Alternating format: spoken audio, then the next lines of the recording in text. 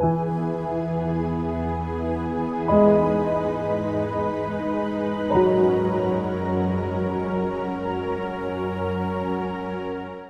చిన్న ప్రార్థనతో ఈ వాక్య భాగంలోనికి వెళ్దాం. దయగలిగిన మా కన్న తండ్రి, నాయనా నీ పాదములకు వందనములు చెల్లిస్తుంటున్నామయ్యా.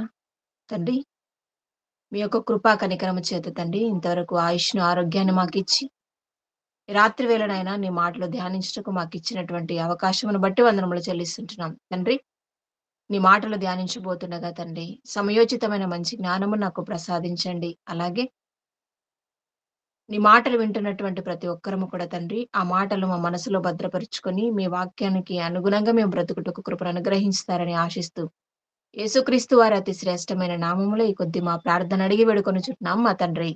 ఆమేన్.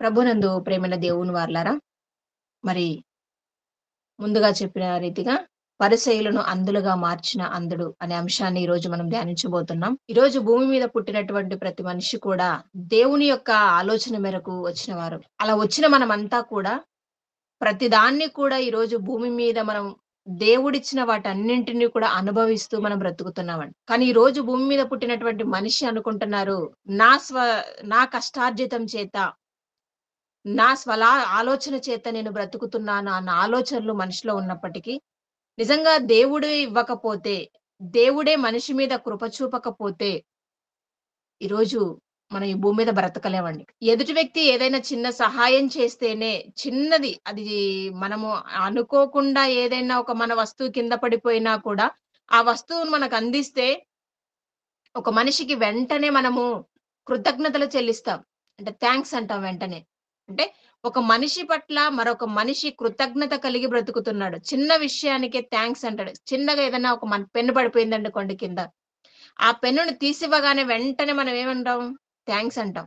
అంటే ప్రతి దాని విషయంలో ఎదుటి వ్యక్తికి థాంక్స్ చెప్తున్నటువంటి మనిషి, దేవుని వలన ఉదయం లేచింది మొదలుకొని రాత్రి పడుకున్నంత వరకు, పడుకున్న తర్వాత కూడా గాలిని మనకు అనుగ్రహిస్తూ మనల్ని జీవింపచేస్తున్నటువంటి దేవుని విషయంలో మాత్రం కృతజ్ఞత లేని వారుగా ఈరోజు ప్రపంచ మానవాళి బ్రతుకుతుంది అన్నది మనం గమనిస్తాం ప్రేమైన దేవుని వారలారా. దీని గురించి ఇంతగా ఆలోచించవలసిన అవసరత ఉంది అంటారా అంటే, ఖచ్చితంగా ఉందని చెప్పొచ్చండి బైబిల్ మట్టి. ఎందుకంటే, మనం ఎవరికైనా ఒక సహాయం చేసినప్పుడు, ఆ సహాయాన్ని పొందుకున్నటువంటి ఆ వ్యక్తి, ఒకవేళ పొరపాటున ఏదైనా బిజీగా ఉండో, లేదా టెన్షన్‌లో ఉండో, మరిచిపోయో, మనకు థాంక్స్ చెప్పలేదనుకోండి, అదెప్పుడు కూడా మన మనసులో ఉండిపోతదలా. ఏంటి ఇంత సహాయం చేస్తే నాకు కనీసం థాంక్స్ కూడా చెప్పకుండా వెళ్ళిపోయారేంటి? అని ఆలోచిస్తూ ఉంటామండి. అంటే థాంక్స్ చెప్పాల్సిన అవసరత ఉందంటారా? అంటే కృతజ్ఞత కలిగి ఉండాలి అన్నది మనం ప్రతి దాని విషయంలో మనం ఆలోచిస్తుంటాం కదా! మరి దేవుని వలన ప్రతి దాన్ని పొందుకుంటున్నటువంటి మనము, దేవుని పట్ల కృతజ్ఞత కలిగున్నామా? అన్నది మనం ఈ పాఠంలో నేర్చుకుంటామండి. ప్రతి మనిషి కూడా కృతజ్ఞతా భావాన్ని కలిగి ఉండాలన్నది దేవుని యొక్క ఆలోచనండి. అందుకు ఒక మంచి మాట బైబిల్‌లో నుంచి మనం చదువుకుందాం. కొలస్సీలకు రాసిన పత్రిక 4వ అధ్యాయము 2వ వచనం చదువుకుందామండి. ప్రార్థన యందు నిలకడగా ఉండి ప్రార్థన యందు నిలకడగా ఉండి, కృతజ్ఞత గలవారై దాని కృతజ్ఞత యందు గలవారై దాని యందు మెలకువగా మెలకువగా ఉండుడి. ఉండుడి. ఏమంటున్నాడండి దేవుడు? ప్రార్థన యందు నిలకడగా ఉండి, కృతజ్ఞత గలవారై దాని యందు మెలకువగా ఉండుడి. అంటే కృతజ్ఞతలు చెల్లించే విషయంలో ఎలా ఉండాలంట? మెలకువగా ఉండాలి. మెలకువ అంటే మనకు తెలుసు. మెలకువ అంటే ఏంటి? నిద్రమత్తులో ఉండకుండా మెలకువ కలిగి ఉండటం. అంటే చాలా అలర్ట్‌గా ఉండాలి. దేని విషయంలో అలర్ట్‌గా ఉండాలని దేవుడు కోరుకుంటున్నాడు? ప్రార్థన యందు నిలకడగా ఉండమన్నాడు. ఆ తర్వాత కృతజ్ఞతాస్తుతులు చెల్లించడం విషయంలో, కృతజ్ఞత గలవారై దాని యందు మెలకువగా ఉండుడి. అంటే కృతజ్ఞతాస్తుతులు చెల్లించటంలో, కృతజ్ఞతలు థాంక్స్ అని చెప్పటం విషయంలో మనం చాలా అలర్ట్‌గా ఉండాలి అని దేవుడు రాయిస్తున్నాడు ప్రేమైన దేవుని వాళ్ళ. మనుషుల పట్లే కాదు, మనం అనుభవిస్తున్నటువంటి దేవునికి అంటే నిజంగానండి ప్రతి దాన్ని కూడా ఈరోజు దేవుని నుంచి అనుభవిస్తున్నటువంటి మనము, నిజంగా దేవుడి కొరకు ఈ కృతజ్ఞతలు చెల్లించడం విషయంలో, దేవునికి కృతజ్ఞతలు చెల్లించడం విషయంలో ఎంత అలర్ట్‌గా ఉండాలి, ఎంత రుణపడి ఉంటాం చెప్పండి మనం దేవుడికి. కానీ ఈరోజు మనిషి దేవుని విషయంలో మాత్రం మర్చిపోయాడండి. కృతజ్ఞతలు చెల్లించటం విషయంలో దేవుడిని మరిచిపోయాడనే చెప్పుకోవచ్చు. ఇంకొక మాటండి, ఇక్కడ మనకు ఇక్కడ ఏమంటున్నాడు దేవుడు? కృతజ్ఞత గలవారే దాని యందు మెలకువగా ఉండండి అన్నాడు. ఇదే విషయాన్ని మరొక మాట చదువుకుందామండి. కొలస్సీలకు రాసిన పత్రిక 2వ అధ్యాయము 6, 7 వచనాలు చదువుకుందామండి. కావున మీరు ప్రభువైన యేసుక్రీస్తును అంగీకరించిన ప్రభువైన విధముగా యేసుక్రీస్తును అంగీకరించిన విధముగా ఆయన చదవండి. యందు వేరుపారిన వారై ఇంటివలే కట్టబడుచు మీరును నేర్చుకొనిన ప్రకారముగా విశ్వాసమందు స్థిరపరచబడుచు కృతజ్ఞతాస్థుతులు చెల్లించుట యందు విస్తరించుచు ఆయన యందుండి నడుచుకొనుడి. ఆ! ఇక్కడ ఒక మాటను దేవుడు రాయించాడండి. ఏమంటున్నాడు? కృతజ్ఞతాస్తుతులు చెల్లించుట యందు విస్తరించుచు ఆయన యందుండి నడుచుకోడి. అంటే కృతజ్ఞతాస్తుతులు చెల్లించడం విషయంలో ఏం చేయాలట? విస్తరించాలి అని దేవుడు కోరుకుంటున్నాడు. విస్తరించాలి. విస్తరించాలి. దాని యందు అలర్ట్‌గా ఉండాలని దేవుడు మనకు బైబిల్ గ్రంథమందు వ్రాయించాడు ప్రియమైన దేవుని వాళ్ళు. మరి అలాంటప్పుడు దేవునికి మనము థాంక్స్ చెప్పడం విషయంలో, కృతజ్ఞత కలిగిన విషయంలో మనం ఎంత అలర్ట్‌గా ఉండాలో ఒక్కసారి మనం ఆలోచించాలి. కానీ ఈరోజు మనిషి అనుభవిస్తున్నామే తప్ప, దేవుని వలన మేలును అనుభవిస్తున్నామే తప్ప, నిజంగా రాత్రి పడుకునే ముందైనా కనీసం దేవునికి థాంక్స్ చెప్పాలన్న ఆలోచన ఈరోజు మనిషికి రావట్లేదండి. ఉదయాన్నే లేచింది మొదలుకొని దేవుడికి థాంక్స్ చెప్పాలి. ఆ కృతజ్ఞతా భావాన్ని దేవుని పట్ల కలిగి ఉండాలి అన్నది మానవాళి ఆలోచించట్లేదు కానీ, దేవుడు దేవుడు చేసినటువంటి మేలును బట్టి తన జీవితంలో దేవుని పట్ల ఎలాంటి కృతజ్ఞత కలిగి ఉన్నాడో ఒక వ్యక్తి గురించి బైబిల్‌లో మనకు రాయించాడండి.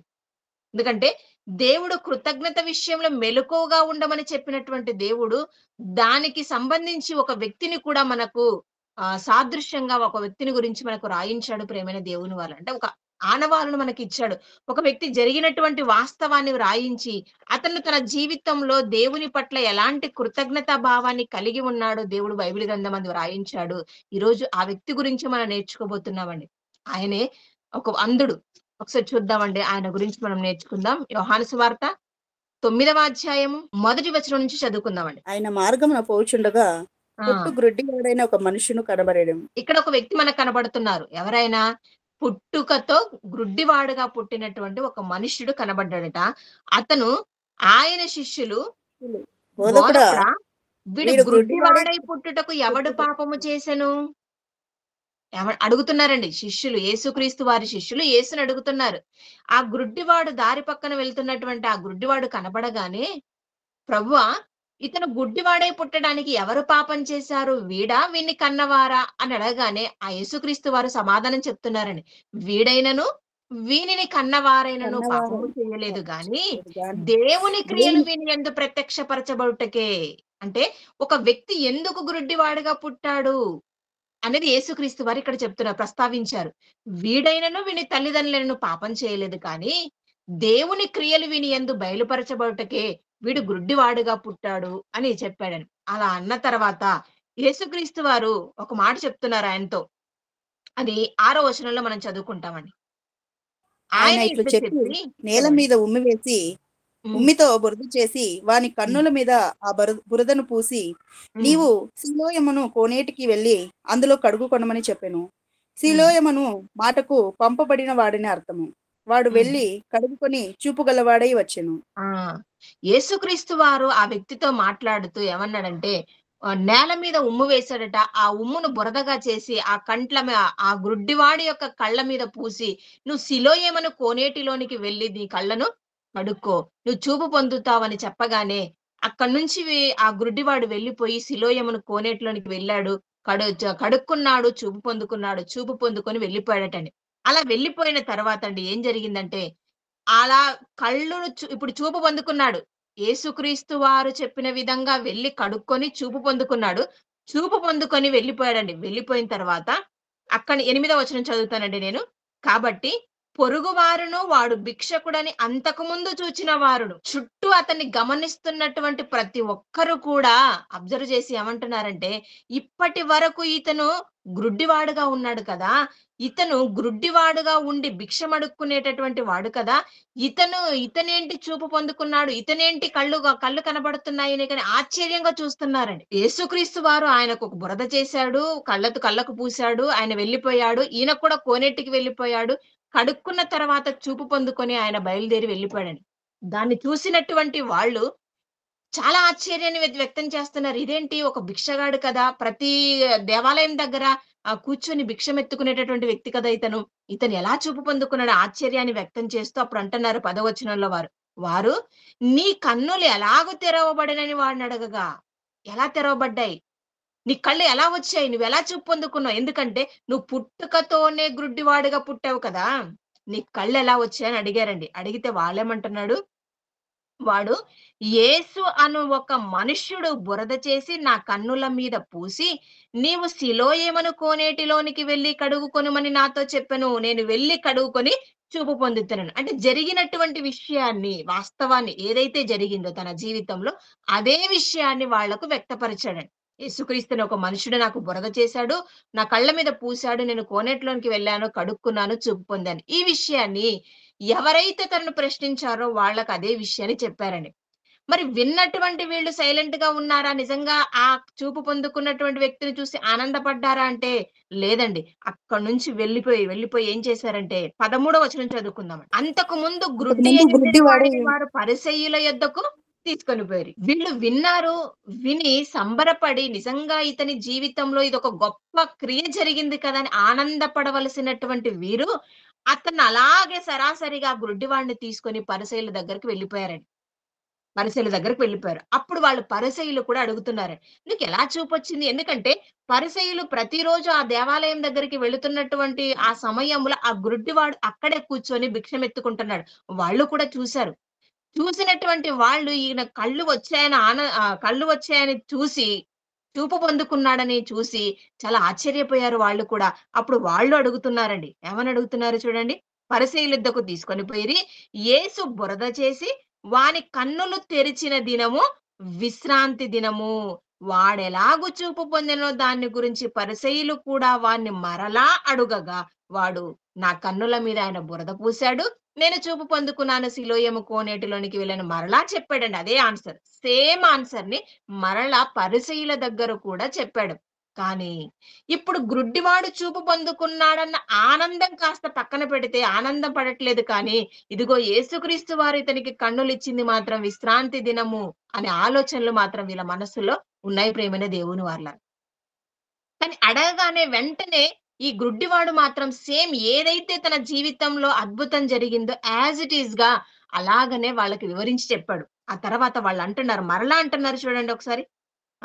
16వ వచనం. కాగా పరిసయ్యులలో కొందరు ఈ మనుష్యుడు విశ్రాంతి దినము ఆచరించుట లేదు గనక దేవుని యొద్ద నుండి వచ్చిన వాడు కాడనిరి. మరికొందరు పాపి అయిన మనుషుడు ఇలాంటి సూచక్రియలు ఎలాగు చేయగలడని ఇట్లు వారిలో భేదము పుట్టెను.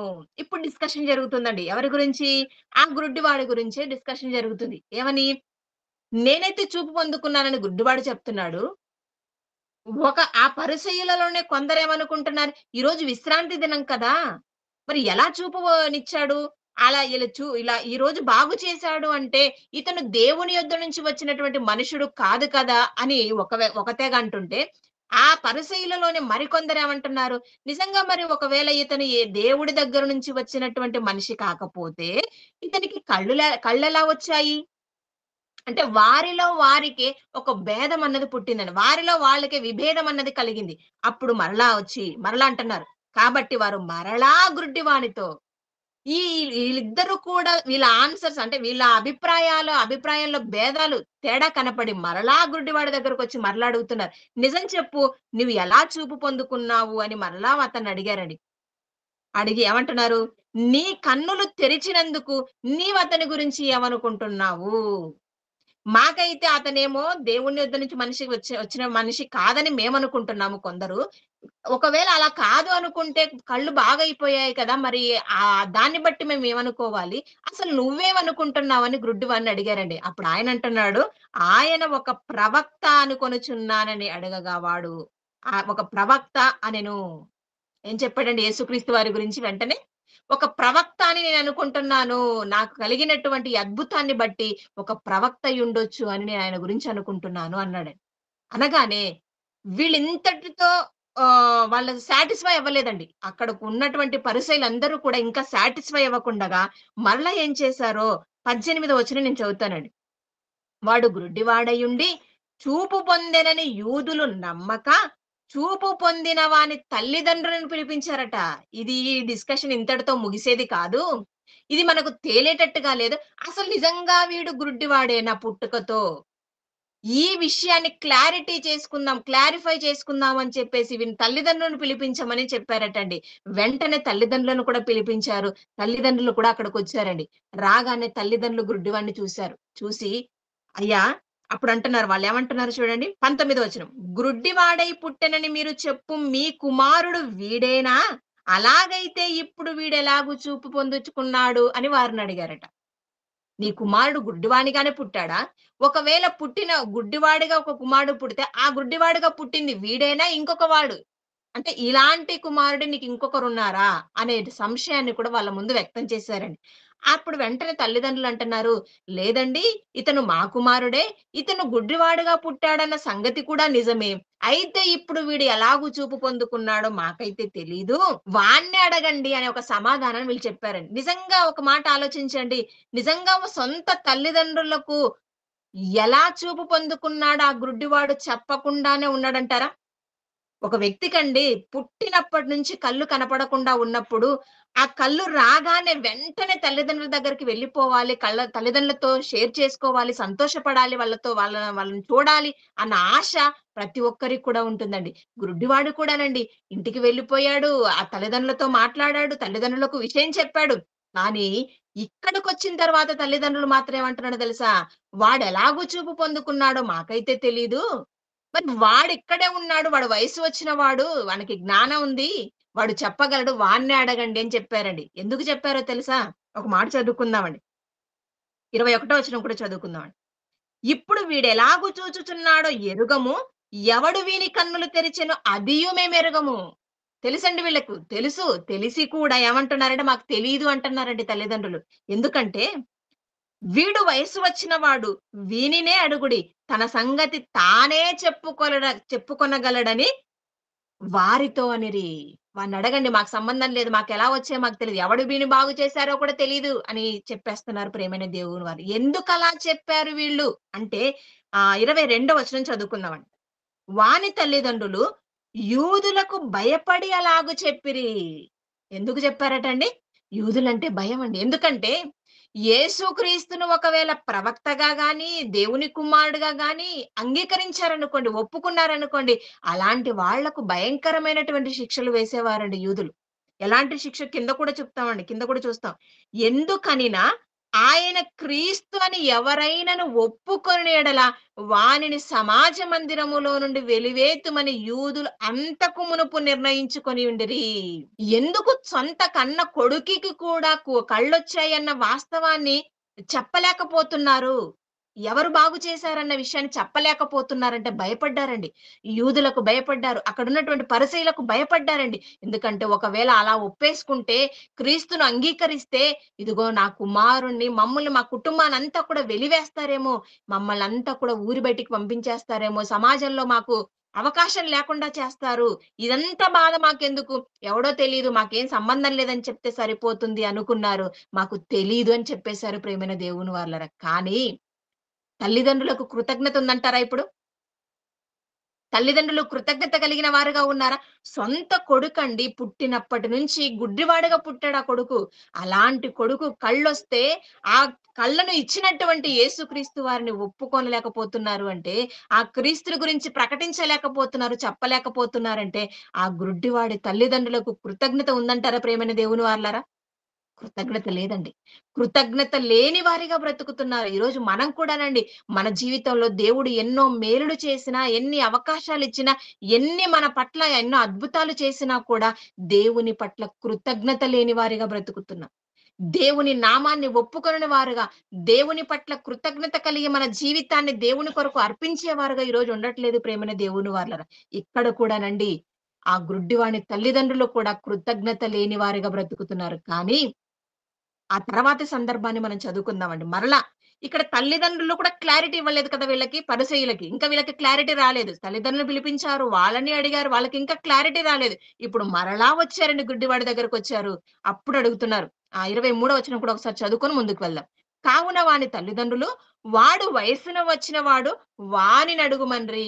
మాకు తెలీదు మమ్మల్ని సైలెంట్‌గా పక్కన పంపించేయండి. వాళ్ళని అడగండి అని చెప్పేసి కొడుకుని ముందు పెట్టి వెళ్ళిపోయారండి. అప్పుడు మరలా అతని దగ్గరకొచ్చారు. వచ్చి కాబట్టి వారు గ్రుడ్డివాడయుండిన మనిషిని రెండవ మారు మరలా పిలిపించి ఇప్పుడు మరలా పిలిపించారటండి గ్రుడ్డివాడిని. ఈ గ్రుడ్డివాడిని యొక్క చూపు వీళ్ళ చావుకొచ్చినట్టుగా ఉందండి.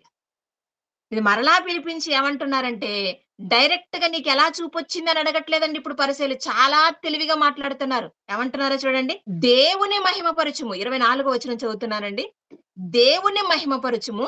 ఈ మనుష్యుడు పాపి అని మేమెరుగుదుమని వానితో చెప్పగా, ఇప్పుడు చూపు గురించి డిస్కషన్ చేయట్లేదు. ఇతను పాపి. ఎవరు? నీకెవరైతే కళ్ళిచ్చానని నువ్వంటున్నావో, ఆ వ్యక్తి పాపి అనే సంగతి మాకర్థమవుతుంది. మరి నువ్వేమంటావు? ముందు దేవుణ్ణి మహిమపరచు. అంటే ఎంతగా మెంటల్‌గా అతన్ని ప్రిపేర్ చేస్తున్నారో ఒక్కసారి ఆలోచించండి ప్రియమైన దేవుని వాళ్ళారా. దేవుని మహిమపరచుము. అతనైతే పాపి అని మేమనుకుంటున్నాము. నువ్వేమైనా అబద్ధం చెప్తున్నావేమో ఒక్కసారి ఆలోచించు అని గుడ్డివాడిని తన్నప్పుడు, అప్పుడాయన అంటున్నాడండి. 25వ వచనం. వాడు ఆయన పాపియో కాడో నేనెరగను. ఎంత సింపుల్‌గా చెప్తున్నాడు చూడండి ఈయన సమాధానాలు. ఆయన పాపియో కాదో నాకస్సలు సంబంధం లేదు. ఆయన నాకు కళ్ళిచ్చాడు. ఇదేనండి గుడ్డివాడు చెప్తున్నటువంటి ఆన్సర్. ఆయన పాపో లేకపోతే పరిశుద్ధుడా అది నాకు సంబంధం లేదు. మీరంటున్నారు కదా! అది నాకు సంబంధం లేదు. కానీ ఆయన నాకు చూపునిచ్చాడు. అదే చెప్తున్నాడు. ఒకటి మాత్రము నేనెరుగుదును. ఒక్కటి నేను చెప్పగలను. ఖచ్చితంగా చెప్పగలను. ఏంటది? నేను గ్రుడ్డివాడనయ్యుండి ఇప్పుడు చూచుచున్నాను. ఎంత ధైర్యంగా ఒప్పుకుంటున్నాడు చూడండి గ్రుడ్డివాడు. నిజంగా గ్రుడ్డివాడికి వెలివేస్తారన్న సంగతి తెలిసుండదా చెప్పండి? ఆయన ఉదయం లేచింది మొదలుకొని సాయంత్రం దాకా ఆ గుడి మెట్ల దగ్గరే, ఆ సమాజ మందిరం దగ్గరే, లేదా యెరూషలేము దేవాలయం దగ్గరే భిక్షమెత్తుకునేవాడు కదా! మరి అక్కడ ఏం జరుగుతుందో, యేసుక్రీస్తు గురించి ఏం మాట్లాడుకుంటున్నారో ఎన్ని సార్లు వినుంటాడో చెప్పండి? చాలా సార్లు వినే ఉండాలి. కానీ తల్లిదండ్రులు భయపడినా, తల్లిదండ్రులు కృతజ్ఞత లేని వారిగా బ్రతుకుతున్నా, ఇతను మాత్రం ఎంత ధైర్యంగా ముందుకొచ్చాడో చూడండి ప్రియమైన దేవుని వారు. ఎన్ని సార్లు అడిగినా కూడా ఒకటి మాత్రం నేను చెప్పగలను. అతని పాపో, కాదో నాకు సంబంధం లేదు. నాకు తెలీదసలది. ఒకటి మాత్రం నేను చెప్పగలను ఏంటంటే, ఇదిగో ఆయన నాకు చూపునిచ్చాడు అన్నారు. అనగానే అప్పుడు మళ్ళా వాళ్ళంటున్నారు. 26 వచనం. అందుకు వారు, "ఆయన నీకేం చేశాడు?" మరలా డౌటొచ్చింది. "ఏం చేశాడని ఆయన గురించి ఇంత చక్కగా చెప్తున్నావని" మరలా అడిగారండి. ఏం చేశాడనగానే, మరలా సీనంతా మరలా ఎక్స్‌ప్లెయిన్ చేశాడు మొట్టమొదటి నుంచి. "ఇదిగో నాకు బురద చేశాడు, ఉమ్ము వేశాడు, బురద చేశాడు. అది నా కళ్ళ మీద పూసాడు. సిలోయము కోనేటిలోనికి వెళ్లి కడుక్కోమన్నాడు. నేను కడుక్కున్నాను, చూపు పొందుకున్నానని" మరలా సీనంతా కూడా మరలా చెప్పాడని. చెప్పిన తర్వాత విన్నారు. విన్న తర్వాత మరలా ఏమంటున్నారు చూడండి. 27వ వచనం చదువుకుందామండి. వాడు ఇందాక మీతో చెప్పి తిని గాని మరలా అడగగానే వీడు ఏమంటున్నాడు గుడ్డివాడుగా ఉన్నటువంటి వ్యక్తి? వాడు ఇందాక మీతో చెప్పి తిని గాని మీరు వినకపోతిరి. ఎన్ని సార్లు చెప్పాలి బాబోయ్! అదే పనిగా మరలా మరలా అడుగుతున్నారు అన్నట్టుగా చెప్తున్నాడండి ఆయన ఆన్సర్‌ని. ఇందాక మీతో చెప్పి తిని కానీ మీరు వినకపోతిరి. మీరెందుకు మరలా వినగోరుతున్నారు? అసలు మరలా, మరలా ఎందుకు నన్నడుగుతున్నారు? ఎందుకినాలనుకుంటున్నారు? ఒకవేళ మీరేమైనా యేసుక్రీస్తు వారి శిష్యులుగా మారాలనుకుంటున్నారా? బాంబేసాడండి. వాళ్ళ మీద పెద్ద బాంబేసాడండి. మీరేమైనా యేసుక్రీస్తు వారి శిష్యులుగా మారగోరుతున్నారనగానే వెంటనే వాళ్ళు అదేమంటారు కదా! బుడంకాయ దొంగలెవరంటే భుజాలు తడుముకున్నట్టుగా వెంటనే ఏమంటున్నారంటే వాళ్ళు, "ఆహాహా! మేము కాదు వాని శిష్యులము. నువ్వే వాని శిష్యుడవు. మేము మోషే శిష్యులము" అని చెప్పుకొచ్చేస్తున్నారండి. అందుకు 28వ వచనం చదువుతానండి. అందుకు వారు నీవే వాని శిష్యుడవు. మేము మోషే శిష్యులము. దేవుడు మోషేతో మాటలాడినది ఎరుగుదుము కానీ, వీడెక్కడి నుంచి వచ్చినో ఎరగమని వాని చెప్పి వాడిని దూషించిరి. ఇక ఫైనల్ అయిపోయారండి. ఇక ఆ గ్రుడ్డివాడు చెప్పినటువంటి మాటకు బెంబేలెత్తిపోయారు. నువ్వు వాళ్ళ శిష్యులుగా ఏమైనా మారాలనుకుంటున్నారా అనేసరికి చాలా భయపడిపోయారండి. భయపడిపోయి, ఆహా! మాకు సంబంధం లేదు. మేము మోషే శిష్యులము అని చెప్పేసి దేవుడు గురించి వీడెక్కడి నుంచి వచ్చానో ఎరగమని వాడిని చివరకు ఇతన్ని కూడా దూషించడం మొదలుపెట్టారండి. అప్పుడు గ్రుడ్డివాడు ఒక మంచి మాట పలుకుతున్నాడు చూద్దామండి. అందుకు ఆ మనుష్యుడు, "ఆయన ఎక్కడి నుంచి వచ్చెనో మీరెరగకపోవుట ఆశ్చర్యం." ఇదేంటి? ఉదయం లేచింది మొదలుకొని రోజు కూడా ధర్మశాస్త్రాన్ని చదువుతారు కదా మీరు. ధర్మశాస్త్రాన్ని బోధిస్తారు కదా! ధర్మశాస్త్రాన్ని వింటారు కదా! మరి అలాంటిది ఆయనెక్కడి నుంచొచ్చారో మీరు ఎరగపోవటం నిజంగా నాకు ఆశ్చర్యమవుతుంది అన్నాడండి. నిజంగా ఆ మాటకు పరిసయ్యులు కూడా ఆశ్చర్యపోయారండి. ఏమంటున్నారో చూడండి. ఆయన ఎక్కడి నుంచి వచ్చెనో మీరెరగకపోవుట ఆశ్చర్యమే. ఆయన మీరు నమ్ముతారో నమ్మరో నాకు సంబంధం లేదు. ఆయన మాత్రం నా కళ్ళు తెరిచాడని మరలా చెప్పేసాడండి. ఆయన నా కన్నులు తెరిచెను. ఇంకొక మంచి మాటండి. పరిసయ్యులు కూడా తెలుసుకోలేనటువంటి పరిసయ్యులు కూడా ఎరగనటువంటి ఒక మాటను అక్కడ గ్రుడ్డివాడుగా ఉన్నటువంటి వ్యక్తి కళ్ళు తెరవబడిన తర్వాత చెప్తున్నాడు చూడండి. 31 వచనం చదువుకుందామండి. దేవుడు పాపుల మనవి ఆలకింపడని ఎరుగుదుము. ఎవడైనను దేవభక్తుడైయుండి ఆయన చిత్తము చొప్పున జరిగించిన ఎడల ఆయన వాని మనవి ఆలకించును. పృ పుట్టు గ్రుడ్డివాడైన వాని కన్నులెవరైనా తెరిచినట్టు లోకము పుట్టినప్పటి నుండి వినబడలేదు. ఈయన దేవుని యొద్ద నుండి వచ్చిన వాడు కాదంటున్నారు కదా! ఒకవేళ దేవుని యొద్ద నుంచి వచ్చిన వాడు కాకపోతే నా కళ్ళెలా తెరుచుకున్నాయి? నాకు కళ్ళెలా వచ్చాయి? నాకు కళ్ళు వచ్చాయి అంటే, ఆయన మాట దేవుడు విన్నాడనే కదా! దేవుడు పాపుల మాట వినడు కదా! పాపుల మనవి ఆలకింపడు కదా! మరి ఈయన మాట విని నా కళ్ళు దేవుడు తెరిచాడు అంటే ఆయన పాపి కాదు అని, దేవుని యొద్ద నుంచి వచ్చిన మనిషి కదా! అని ఎంత క్లియర్‌గా పరిసయ్యులకి ఎక్స్‌ప్లెయిన్ చేస్తున్నాడో చూడండి ప్రియమైన దేవుని వారలారా. నిజంగానండి. ఎంత ధైర్యమండి అసలు. పరిసయ్యుల ముందే నిలవబడి, అసలు పరిసయ్యులనే గ్రుడ్డివాళ్ళుగా మీకు ఇంత చదువుతున్నారు కానీ మీరు గ్రుడ్డివారైపోయారా? మీకింకా తెలియట్లేదా? మీకింకా తెలీట్లేదా? ఇంకా మీరు అర్థం చేసుకోవట్లేదా? అసలింకా మీరు ఎరగకున్నారా? అనే మాటలు మాట్లాడుతున్నాడంటే ఎంత ధైర్యం చూడండి ప్రియమైన దేవుని వారలారా ఆ గ్రుడ్డివాడికి. ధైర్యంగా పరిచయుల ముందు మాట్లాడాడు. చక్కగా తనకు కలిగినటువంటి దేవుడు తన జీవితంలో చేసినటువంటి అద్భుతాన్ని ఎన్ని సార్లడిగినా కూడా చెప్పటానికి సిద్ధంగా ఉన్నాడండి. ఈరోజు నిజంగానండి. ఈరోజు ప్రతి మనిషి కూడా ఇలాంటి కృతజ్ఞతాభావం కలిగి ఉన్నారా? ఎలాంటి కృతజ్ఞతా భావాన్ని వ్యక్తపరుస్తున్నాడు. పోనీ ఇంత చక్కగా చెప్పాడు కదా! ఎవరు? గుడ్డివాడు చెప్పాడు. చెప్పిన తర్వాత పరిసయ్యులు వదిలేసారనుకుంటున్నారా? భయపడి పారిపోయారనుకుంటున్నారా? లేదండి. ఏమంటున్నారో చూడండి. 34 వచనం చదువుకుందామండి. అందుకు వారు, "నీవు కేవలము పాపివై పుట్టినవాడవు. నీవు మాకు బోధింపవచ్చితివా?" అని వానితో చెప్పి, వాన్ని వెలివేసిరి. ఆహా! గ్రుడ్డివాడిగా పుట్టిన నీకు అసలు ధర్మశాస్త్రం ఏంటో తెలీదు. నువ్వు మాకు బోధ చేస్తావా? మరి బోధ చేస్తున్నటువంటి వీళ్ళకు బైబిల్ ఏమైనా అర్థమైందా? ధర్మశాస్త్రంలో దేవుడు చెప్పిన సంగతులేమైనా అర్థం చేసుకోగలిగారా? అసలు యేసుక్రీస్తు ఎవరని అర్థం చేసుకోగలిగారా? లేదు కదా! కానీ వారు అర్థం చేసుకోకపోయినా గ్రుడ్డివాడుగా పుట్టినటువంటి ఈ వ్యక్తి ఎంత లాజిక్‌గా మాట్లాడుతున్నాడో చూడండి. నాకు కళ్ళొచ్చాయంటే దేవుడు ఆయన మాట వినే కదా నన్ను బాగు చేశాడు. అంటే ఆయన పాపి కాదు కదా! అని ఎంత క్లియర్‌గా ఎక్స్‌ప్లెయిన్ చేస్తున్నాడు. ఎంత చక్కటి ఆలోచన సరళి ఆయన కలిగున్నాడో ఒక్కసారి ఆలోచించండి ప్రియమైన దేవుని వారలారా. ఆ మాటకు పరిసయ్యులు చాలా బాధపడి నువ్వు పాపివి.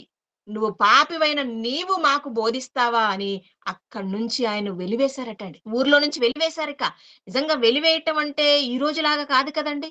ఒకనాడు వెలివేయటం అంటే ఎలా ఉండేదో మీకు తెలిసే ఉంటుంది బహుశా. ఒక వ్యక్తిని ఊరిలో నుంచి వెలివేశారు అంటే, ఆ వ్యక్తికి ఇక ఊరితో ఏ సంబంధం కూడా ఉండదండి. ఏ సంబంధం ఉండదు. ఏదైనా వచ్చినా కూడా కూరగాయలు కావచ్చు, ఇంకా రోజువారీ సరుకులు కావచ్చు, ఏది కూడా ఎవరు కూడా అనారోగ్య పరిస్థితుల్లో వచ్చినా కూడా ఎవరు ఆ వ్యక్తిని దర్శించడానికి వీల్లేదు. ఆ వ్యక్తికి సహాయం చేయటానికి వీల్లేదు. అలాంటి పరిస్థితులు ఆనాడుండేవండి. అలా యేసుక్రీస్తు వారి కాలములో ఈ గ్రుడ్డివాడిని కూడా పరిసయ్యులంతా కలిసి ఊరు వెలుపలకు వెలివేశారండి. అలా వెలివేయబడ్డాడండి నిజంగానండి. దేవుని కొరకు నిలబడ్డాడు. తన జీవితంలో దేవుడు మేలు చేశాడు కాబట్టి, ఆ దేవుని పక్షాన నిలవబడ్డాడు తన జీవితంలో. నా జీవితంలో ఇంత వెలుగుని తీసుకొచ్చినటువంటి ఆ యేసు కోసం నేను ప్రకటించాలి అనుకున్నాడు, చెప్పాడు. కృతజ్ఞతాభావాన్ని కలిగున్నాడండి ఒక గ్రుడ్డివాడుగా పుట్టినటువంటి వ్యక్తి. కానీ అందుకు ఆయన వెలివేయబడ్డాడు. కానీ వెలివేయబడినందుకు యేసు పట్ల కృతజ్ఞతా భావాన్ని కలిగినందుకు ఆ గ్రుడ్డివాడికి జరిగిన మేలేంటో తెలుసా?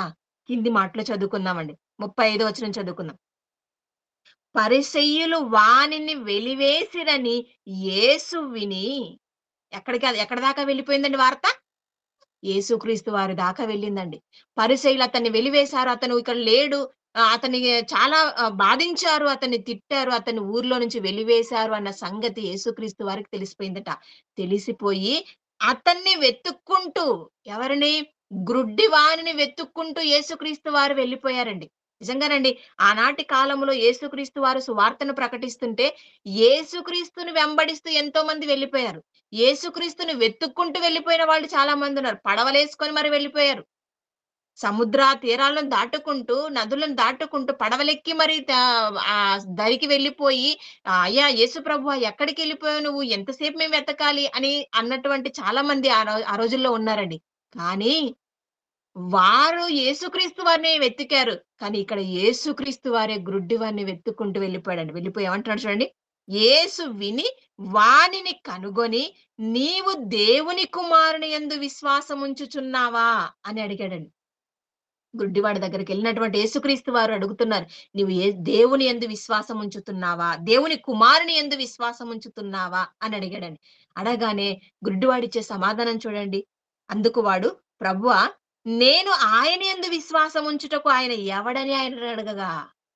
యేసుక్రీస్తు వారే వచ్చి ఆయన ముందు నిలబడి మాట్లాడుతుంటే, ఇంతకు ఆయనెవరు నేను విశ్వాసం ఉంచడానికి అంటున్నాడంటే, గ్రుడ్డివారికి యేసుక్రీస్తు ఎవరో తెలీదండి. ఎందుకంటే ఆయన మాట మాత్రం విన్నాడు. ఆయన చూపు పొందు నువ్వు వెళ్లి కడుక్కో అంటే వెళ్ళాడే తప్ప, కళ్ళొచ్చిన తర్వాత యేసుక్రీస్తు వారిని చూడలేదండి. ఎలా ఉంటాడో తెలీదు. యేసుక్రీస్తు వారు ఎలా ఉంటారో, ఆయనేంటో తెలీదండి. అందుకే చెప్తున్నాడిక్కడ. ఆయన విశ్వాసం ఉంచటానికి ఆయన ఎవరో నాకు తెలీదు అన్నప్పుడు, అప్పుడు యేసు అంటున్నాడు, "నీవు ఆయనను చూచుచున్నావు. నీతో మాటలాడుచున్నవాడు ఆయనే" అనెను. నేనే అండి. నేనే యేసుక్రీస్తు వారు. నేనే దేవుని కుమారుడినని చెప్పినప్పుడు నిజంగానండి ఆశ్చర్యపోయాడు గుడ్డివాడు కూడా. అప్పుడు వారిద్దరు మాట్లాడుతూ ఏమంటున్నారో చూడండి. మరలా ఒక మాట చివరిగా చూసుకుందాం. 39వ వచనం చదువుతున్నానండి. అప్పుడు యేసు, "చూడని వారు చూడవలెను. చూచువారు గ్రుడ్డివారు కావలెను." ఇప్పుడు యేసుక్రీస్తు వారు ఒక మాట అన్నారండి. చూడని వారు చూడవలెను. చూచువారు గ్రుడ్డివారు కావాలని. ఎవరు చూసేవాళ్ళు, ఎవరు చూడని వారు ఇప్పుడు మనం ఆలోచించాలి. అంతకుముందు గ్రుడ్డివాడుగా ఉన్నది ఈయన. ఈయన ఇప్పుడు చూపు పొందుకున్నాడు. ఇప్పుడు చూసేవాళ్ళెవరు అంతకుముందు? పరిసయ్యులున్నారు. ఆ పరిసయ్యులను బట్టి మాట్లాడుతూ యేసుక్రీస్తు వారేమంటున్నారంటే, చూసేవారు గ్రుడ్డివారు కావాలని అనగానే వెంటనే పరిసయ్యులకు జోక్యం చేసుకొని మాట్లాడుతున్నారు. ఏమంటున్నారు చూడండి. తీర్పు నిమిత్తము నేను ఈ లోకములోనికి వచ్చితినని చెప్పెను. ఆయన యొద్దనున్న పరిసయ్యులలో కొందరు ఈ మాట విని, "ఆ! అంటే మేము గుడ్డివాళ్ళమా?" ఎలా అంటున్నారో చూడండి. మేమేమైనా గుడ్డోళ్ళమా? అంటే యేసుక్రీస్తు వారు ఎందుకు ఆ మాట మాట్లాడారో కూడా అర్థం చేసుకున్నారు. కానీ యేసుక్రీస్తుని గురించి ధర్మశాస్త్రంలో రాయబడిన సంగతులను మాత్రం వీరు గ్రహించలేకపోయారు ప్రియమైన దేవుని వాళ్ళ. అంటే గ్రుడ్డివాడుగా ఉన్నటువంటి ఈయన ఇప్పుడు ఎవరిని గుడ్డివారుగా మార్చారండి? పరిసయ్యులను అంధులుగా మార్చారు. అంటే కళ్ళు ఉండడం ముఖ్యం కాదండి. ఆ కళ్ళు ఉన్నటువంటి మనము వాక్యాన్ని చదువుకొని, ఆ వాక్యంలో ఉన్నటువంటి సత్యాలను గ్రహించేవారుగా ఉండాలి. బాహ్య సంబంధమైనటువంటి కళ్ళు ఉంటే ప్రయోజనం లేదండి. మనోనేత్రాలు మనకు వెలిగింపబడాలి. అదేనండి యేసుక్రీస్తు వారు చెప్తున్నారు. నిజంగా కళ్ళు లేకపోయినా వాస్తవాన్ని గ్రహించాడు. ఆ గ్రహించి తన జీవితంలో తనకు చేసినటువంటి మేలును బట్టి, తనకు జరిగినటువంటి మేలును బట్టి కృతజ్ఞతా భావాన్ని కలిగి ఉన్నాడండి. కృతజ్ఞత కలిగి ఉన్నాడు. నేను దేవుడి కొరకు, ఆ యేసు కొరకు నేను వెలివేయబడినా పర్వాలేదనుకున్నాడండి గుడ్డివాడు. అంతే కదండీ!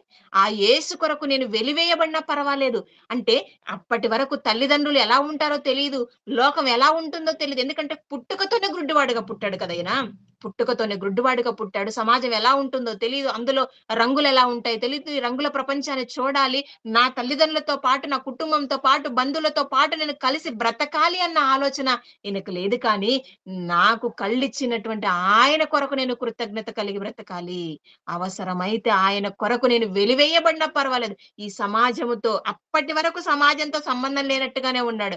కానీ ఆ తర్వాత కూడా సమాజంతో సంబంధం లేకుండా ఉండటానికి ఇష్టపడి బ్రతికాడు అంటే నిజంగా గ్రుడ్డివాడు ఎంత గొప్పవాడో ఒక్కసారి ఆలోచించండి ప్రియమైన దేవుని వాళ్ళ. దేవుని పట్ల యేసుక్రీస్తు పట్ల ఎంత కృతజ్ఞతా భావాన్ని కలిగి ఉన్నాడు. ఈరోజు మనం నిజంగానండి. ఒకవేళ పరిసయ్యులు చంపేసినా చంపేయొచ్చు. ఆశ్చర్యపోవాల్సిన అవసరం లేదు. ఎందుకంటే చంపేసినా చంపేస్తారు వాళ్ళు.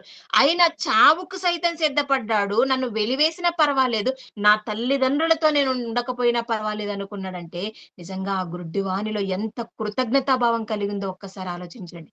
ఎందుకు? కేవలము 2 కళ్ళు ఆయనకు తెరిపించినందుకే కదా! 2 కళ్ళనిచ్చినందుకే యేసుక్రీస్తు వారి పట్ల అంత కృతజ్ఞతా భావాన్ని కలిగుంటే, ఈరోజు మనకు 2 కళ్ళున్నాయి, 2 చేతులున్నాయి, 2 కాళ్ళున్నాయి, 2 చెవులున్నాయి, నోరుంది. ఈ శరీర భాగాల అవయవాలన్నీ కూడా దేవుడు మనకు అనుగ్రహించారు కదా! ఇన్ని అనుగ్రహించినటువంటి దేవుని పట్ల మనమెంత కృతజ్ఞతా భావాన్ని కలిగుండాలి చెప్పండి ప్రియమైన దేవుని వారలారా? 2 కళ్ళనిచ్చినటువంటి ఆ వ్యక్తి అంత కృతజ్ఞతా భావాన్ని కలిగుంటే, మనం ఎలాంటి కృతజ్ఞతా భావాన్ని దేవుని పట్ల కలిగుండాలి? నిజంగా అలా బ్రతకగలుగుతున్నామా? అలా ఉండగలుగుతున్నామా? అలా చేయగలుగుతున్నామా? ఒక్కసారి ఆలోచించండి. ఈరోజు దేవుడు ఎన్నో మనకు అనుగ్రహిస్తున్నాడండి. మనకు ఆరోగ్యం ఇచ్చాడు, డబ్బిచ్చాడు, కాలాన్నిచ్చాడు. మరి దేవుడు మనకు కాలాన్నిచ్చాడు కదా! దేవుడిచ్చినటువంటి కాలాన్ని, దేవుడిచ్చినటువంటి ఆరోగ్యాన్ని, దేవుడిచ్చినటువంటి డబ్బును కావచ్చు, ఐశ్వర్య ఆస్తిని కావచ్చు, దేవుని కొరకు మనం వినియోగించగలుగుతున్నామా? సత్యం తెలియని వాళ్ళైనా కూడా ఎలా ఉంటారంటే, కోడి గుడ్డు పెడితే మొట్టమొదటి గుడ్డు దేవుడికివ్వాలి అని ఆలోచిస్తారండి.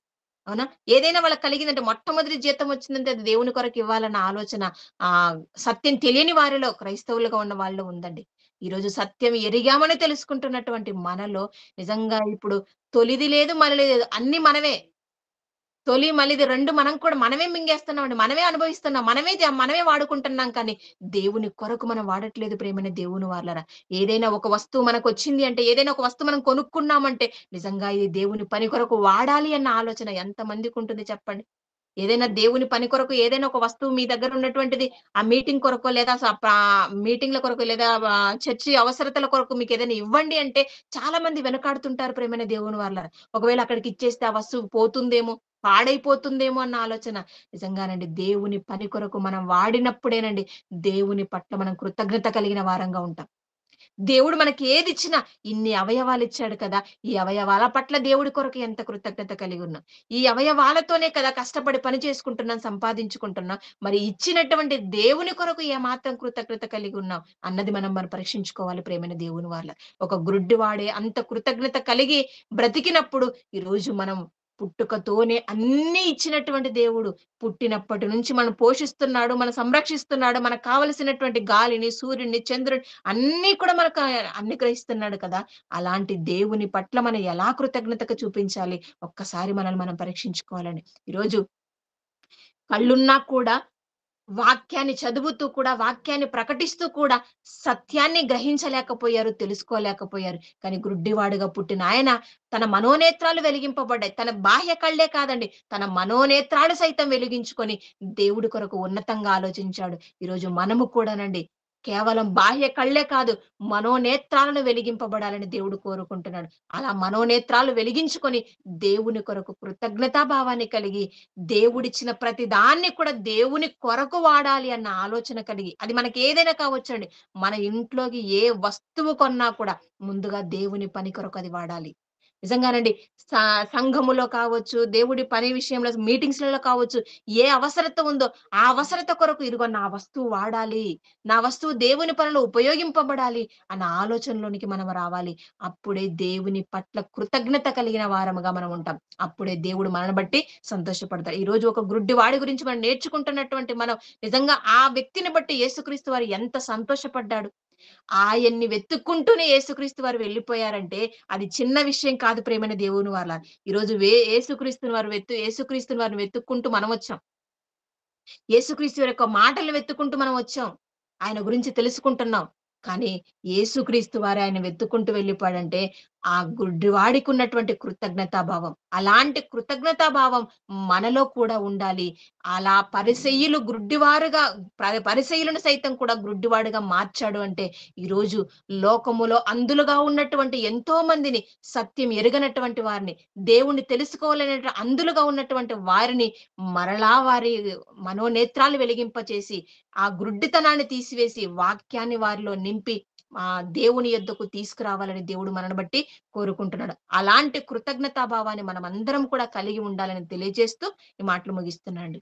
దయగలిగిన మా కన్న తండ్రి, నీ పాదములకు వందనములు చెల్లిస్తుంటున్నామయ్యా. తండ్రి, మీరు మా పట్ల ఎంతో ప్రేమ కలిగిన ఆయన ఎన్నో విషయాలను తండ్రి మా కొరకు గ్రంథస్థం చేయించారు తండ్రి. అందును బట్టి వందనములు తండ్రి. ఎన్నో వాస్తవాలను మా కొరకు వ్రాయించారు. ఒక గుడ్డివాని జీవితం ఎలాంటి కృతజ్ఞతా భావాన్ని కలిగి ఉందో తెలుసుకొని, మా జీవితంలో కూడా తండ్రి కృతజ్ఞతాస్తుతులు చెల్లించటంలో విస్తరించాలి. దాని పట్ల మెలకువ కలిగి ఉండాలన్న సంగతిని మేము గ్రహించి, మీ కొరకు ఉన్నతంగా బ్రతుకుటకు కావలసినటువంటి జ్ఞానమును మాకు ప్రసాదించండి తండ్రి. మరి బెంగుళూరు పట్టణంలో ఉంటూ తండ్రి, దేవుని యొక్క మాటలు వినాలన్న ఆశతో, ఆసక్తితో తండ్రి, నీ బిడ్డలందరూ కూడా తండ్రి చేరి గూగుల్ మీట్‌లో మరి ప్రతి వారము కూడా నీ యొక్క మాటలు వింటుండగా తండ్రి, వారికి రావలసినటువంటి పరసంబంధమైన ప్రతి దీవెనయు దయచేయమని కోరుకుంటున్నాను తండ్రి. ఈ కార్యక్రమాన్ని ఏర్పాటు చేసిన నీ పిల్లలను జ్ఞాపకం చేసుకోండి.